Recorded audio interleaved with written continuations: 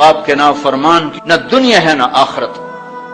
ایک صحابی ہے، یا رسول اللہ میرا باپ نا میری کمائی میں سے خرچ کرتا، مجھ سے پوچھتا ہی نہیں، اور شرعن قانوناً اگر میری کمائی میرے باپ کی جو کمائی ہے یا زمین ہے جائیداد ہے اس سے الگ میں نے اپنی محنت سے کوئی کمائی کی ہے، وہ میری ذاتی چیز ہے، قانوناً میرے باپ کو بھی پوچھنا چاہیے کہ بیٹا یہ تمہاری چیز میں لے سکتا ہوں، یہ پیسہ میں استعمال کر سکتا ہوں، قانون یہ ہے۔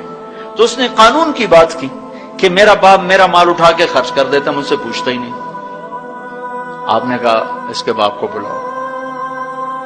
اس کے باپ کو بلایا تو وہ انہوں نے پوچھا کیوں بلا رہے ہیں؟ کہ تیرے بیٹے نے تیری شکایت کی۔ تو اس کو اتنا غم لگا کہ وہ کٹ کے مر گیا۔ اور عرب کی شاعری تو پھر پوری دنیا میں مشہور ہے، آج بھی مشہور ہے۔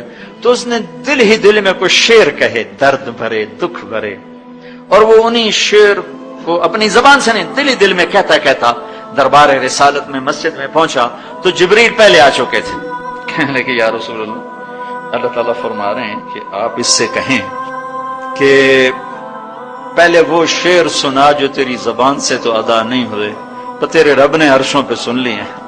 آپ نے فرمایا بھائی تمہارا کیس سنوں گا، پہلے وہ شعر سنا جو تیری زبان سے نہیں ادا ہوئے۔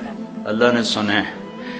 کہنے لگا یا رسول اللہ میں گواہی دیتا ہوں آپ سچے رسول ہیں، آپ کا رب بڑا طاقتور رب ہے، آپ کے رب کی قسم زبان سے ایک لفظ نہیں نکلا، دکھ بھری فریاد تھی جو دل کی دنیا میں اٹھی اور وہیں گم ہو گئی، سینے سے اٹھی اور سینے میں دفن ہو گئی، پر آپ کے رب نے عرشوں پہ سن لیا۔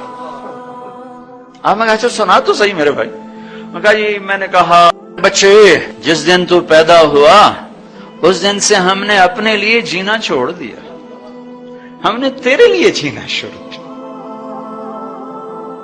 گرمی سے لڑے، سردی سے لڑے، موسموں سے لڑے، حالات کے آہنی پنجوں سے رزق نکالا، جبڑوں سے رزق نکالا، جوانی کو قربان کیا، صحت کو قربان کیا، اپنے جذبات کو سلا دیا، تیرے چہرے کی ایک مسکراہٹ دیکھنے کے لیے ساری ساری رات کام کیا، سارا سارا دن کام کیا، کبھی دھوپ میں کبھی سردی میں، کبھی گرمی سے لڑا کبھی سردی سے لڑا، کبھی موسم سے لڑا کبھی بھوک سے لڑا، تجھے کھلایا خود بھوکا رہا، تجھے پلایا خود پیاسا رہا، تجھے چھاؤں میں لٹایا خود دھوپ میں بیٹھا، تجھے سکھ پہنچایا خود دکھ جھیلا، میری تو زندگی پھر تیرے لیے ہوگی، میں نے اپنے لیے جینا چھوڑ دیا۔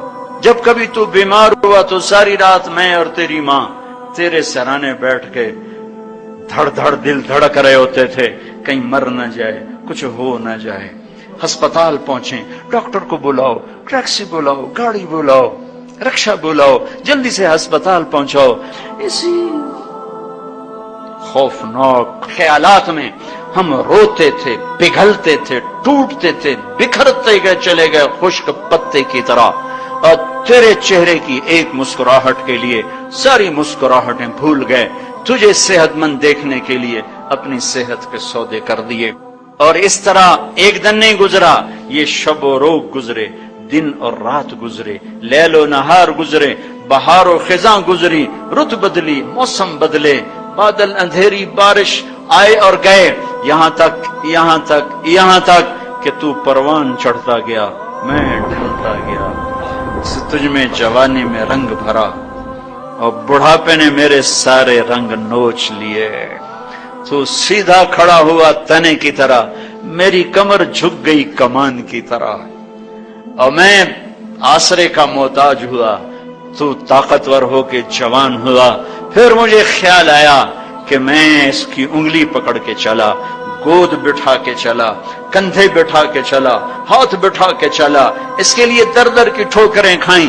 آج جب میں بوڑھا ہوا ہوں تو اب یہ میری انگلی پکڑے گا، میرا ہاتھ پکڑے گا، میں اس کی لاٹھی بنا، یہ میری لاٹھی بنے گا۔ لیکن ایک دم میرے بیٹے تیری آنکھیں ماتھے پہ چڑھ گئیں، تیرے تیور بدل گئے، تو مجھے یوں دیکھنے لگا جیسے میں تیرا باپ نہیں، میں تیرا نوکر ہوں۔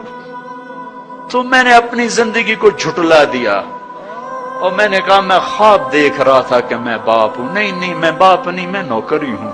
میں پڑوسی ہوں.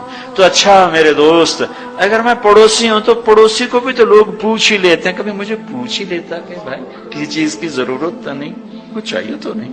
یہ اتنے درد بھرے اشعار ہیں کہ میرے تو اتنی فصاحت نہیں کہ میں اس کا ترجمہ کر سکتا، لیکن یہ وہ اشعار تھے کہ میرے نبی زار و قطار روتے اور آپ ٹوٹ پڑے اور آپ کی داڑھی آنسوں سے تر ہو گئی اور آپ نے اس کو گریبان سے پکڑا اور یوں جھٹکا دیا، اٹھ جا، دفع ہو جا، انت و مال